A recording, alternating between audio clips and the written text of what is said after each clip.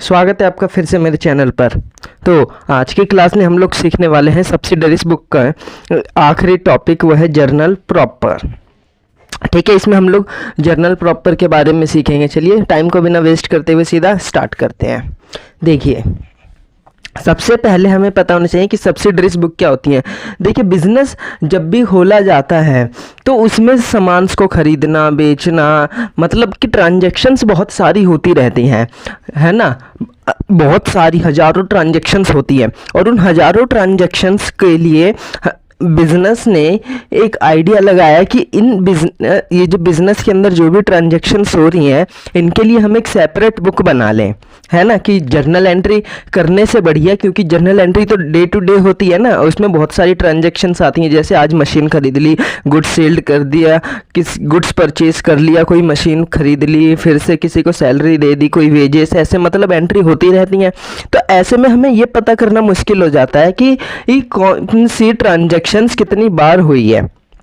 For example, अगर मैं बात करूं कि अगर मैं केवल गुड्स की पूछूं कि हमने कितना बेचा, तो हमें एक एक एंट्री को हमें देखना होगा, तभी हमें पता चल पाएगा। हम उसे कैलकुलेट करेंगे तभी तो हमें पता चल पाएगा ना कितने का हमने गुड्स बेचा।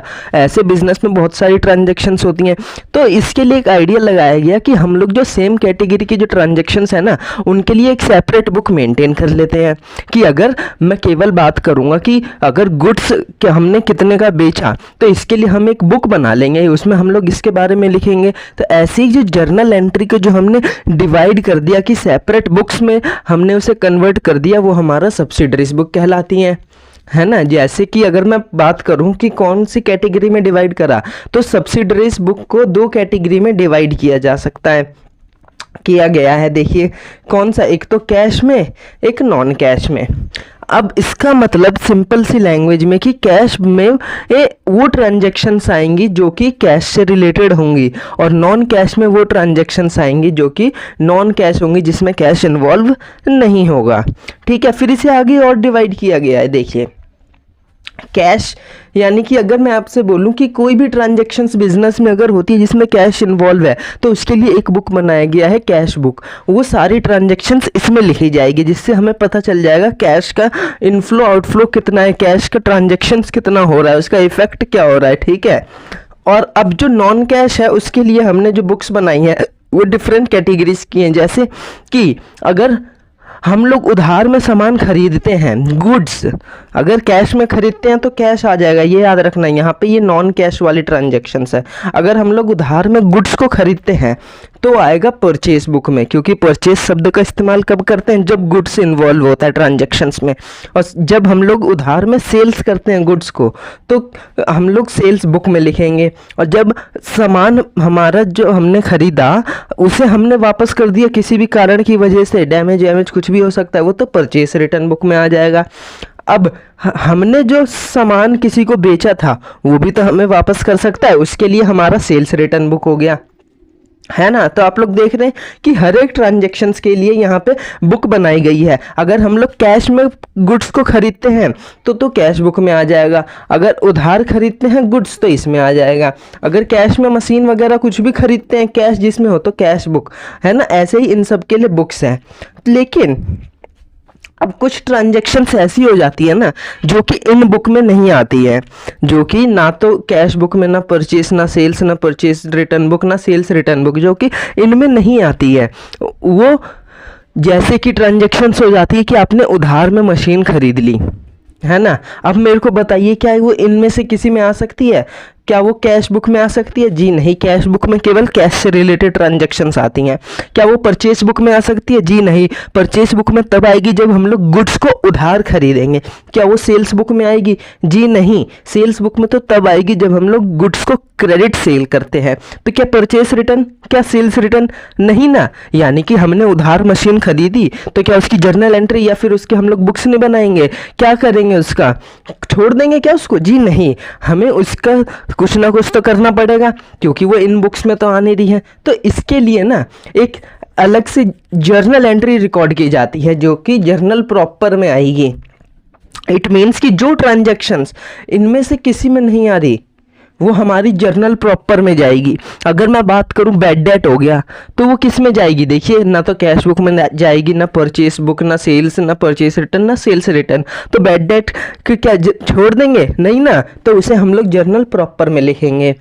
ऐसे ही बहुत सारी ट्रांजैक्शंस होती हैं, आउटस्टैंडिंग, प्रीपेड, है ना, कि ये सारी ट्रांजैक्शंस ना जो कि इनमें से किसी में नहीं आएंगी वो जर्नल प्रॉपर में जाएगी। अब देख लेते हैं कि आखिर कौन कौन सी ट्रांजैक्शंस हैं जो कि हमारी जर्नल प्रॉपर में जाएगी। तो ये देखिए कुछ ट्रांजैक्शंस की लिस्ट है, जैसे कि सबसे पहला ओपनिंग एंट्री।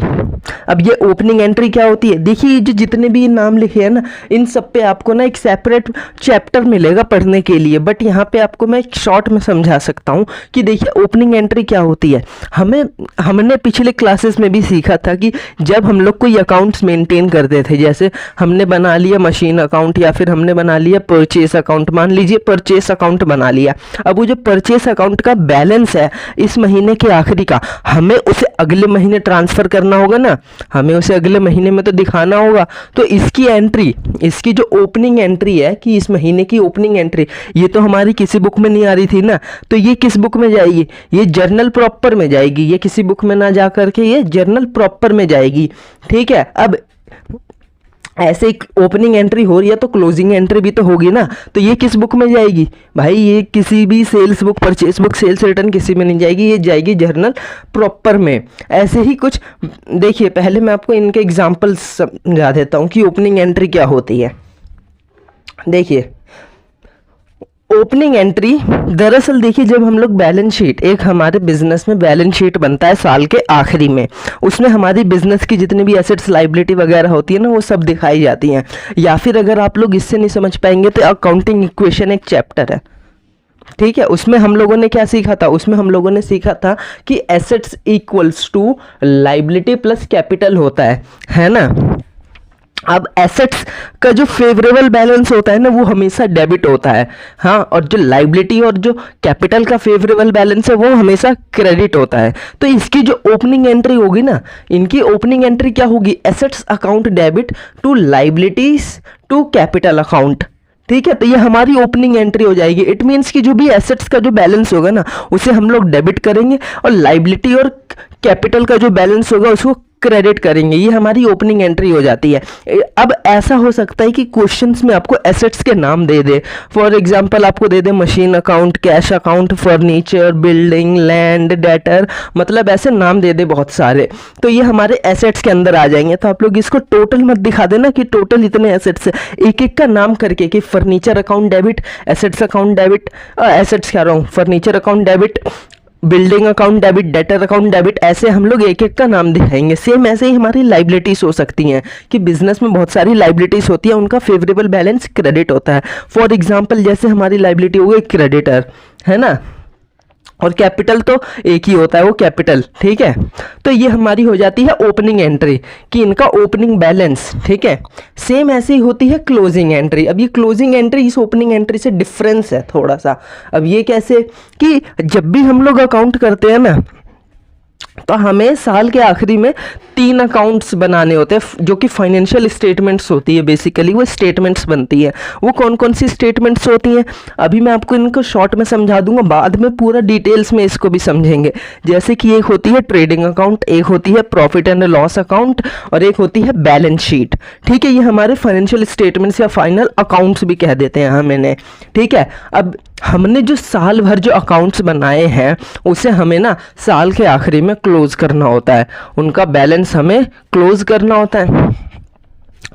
उनके बैलेंस को हमें कहाँ ट्रांसफ़र करना होता है, उनके बैलेंस को हमें फाइनल अकाउंट में ट्रांसफ़र करना होता है। ठीक है, तो उसके लिए क्या होता है, मान लीजिए कि अगर आपका बैलेंस है, परचेस अकाउंट का बैलेंस हमेशा क्या होता है, डेबिट होता है ना, परचेस अकाउंट का बैलेंस।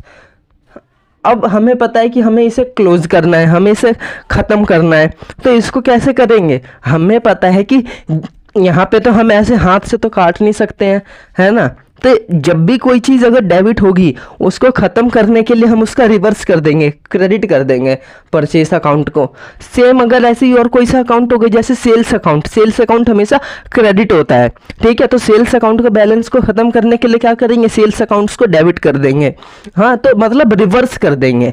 अब हमने परचेस अकाउंट को तो कर दिया भाई क्रेडिट, अब डेबिट क्या करेंगे, डेबिट भी तो करना ही पड़ेगा ना। तो ये परचेस अकाउंट का बैलेंस हमेशा जाता है ट्रेडिंग अकाउंट में, ठीक है। ये हम लोग बाद में डिटेल्स में समझेंगे जब हम लोग फाइनल अकाउंट्स पढ़ेंगे ना, तब ऐसा क्यों होता है, क्या होता है, ठीक है। अब देखिए, अब आ जाता है हमारा रेक्टिफाइंग एंट्री। ये एंट्रीज क्या होती हैं, देखिए आप लोगों ने भी अकाउंट्स के क्वेश्चन जब भी सॉल्व करते होंगे तो बीच में कहीं ना कहीं गलती हो जाती होगी, है ना, कोई मिस्टेक हो जाती होगी, कोई वर्ड्स गलती हो जाती होगी, कुछ मतलब कुछ ना कुछ गलत हो ही जाता होगा गलती से भी, ठीक है, जानबूझ करके नहीं, ठीक है। तो अब उसे क्या करेंगे, आपने तो कॉपी में हाथ से काट दिया, बट ऐसा कभी नहीं होता। हम लोग अकाउंट्स में जो भी हमने अकाउंट बना दिया ना, उसको कभी भी ऐसे काटा नहीं जाता।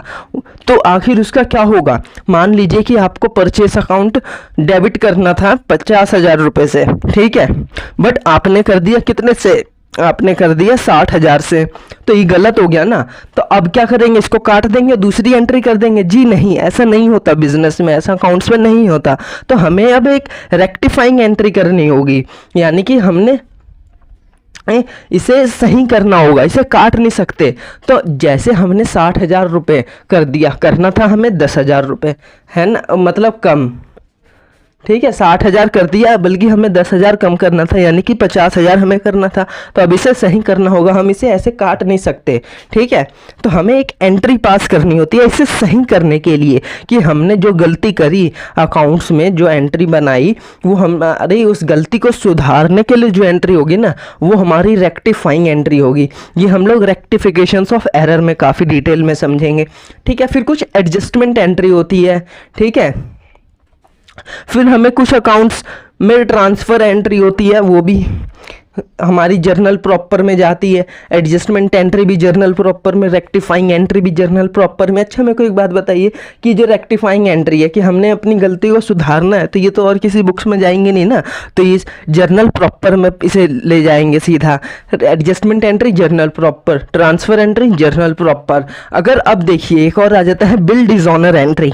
ये क्या होता है, इसको अगर मैं इन शॉर्ट समझाऊँ छोटे से टर्म में, कि आपने किसी को सामान बेचा, ठीक है, आपने किसी को सामान बेचा उधार, ठीक है, और सामने वाले ने आपको एक बिल बना के दे दिया कि आप मुझसे 1 महीने बाद या 2 महीने बाद किसी भी टाइम पीरियड को वो जो दे देगा,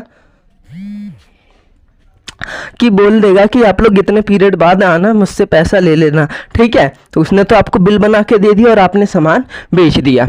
अब आप गए, उस समय होने के बाद 1 महीने बाद या 2 महीने बाद, अब वो पैसा नहीं दे पाया, ठीक है, कोई भी रीज़न हो सकता है, वो पैसा नहीं दे पाया, आपका तो बिल डिसऑनर हो गया, यानी कि वो पैसा ही नहीं दे पाया। तो इसकी एंट्री कहाँ लिखेंगे, क्या कैश बुक में लिखेंगे, सेल्स बुक में, परचेज बुक में? जी नहीं, ये कहीं नहीं आएगा, ये जर्नल प्रॉपर में जाएगा, ठीक है। ऐसे ही कुछ मिसलिनियस एंट्री हो जाती है, जैसे आउटस्टैंडिंग, एडवांस, प्रीपेड वगैरह, ये सारी हमारी जर्नल प्रॉपर में जाती है, ठीक है। तो देखिए, ये सब्सिडरीज बुक का ये आखिरी टॉपिक था हमारा, जर्नल प्रॉपर, ठीक है। तो आपको ये क्लास कैसी लगी? अगर अच्छी लगती है तो प्लीज़ लाइक कर देना, चैनल को सब्सक्राइब कर देना, और वीडियो को अपने दोस्तों के साथ ज़्यादा से ज़्यादा शेयर करना।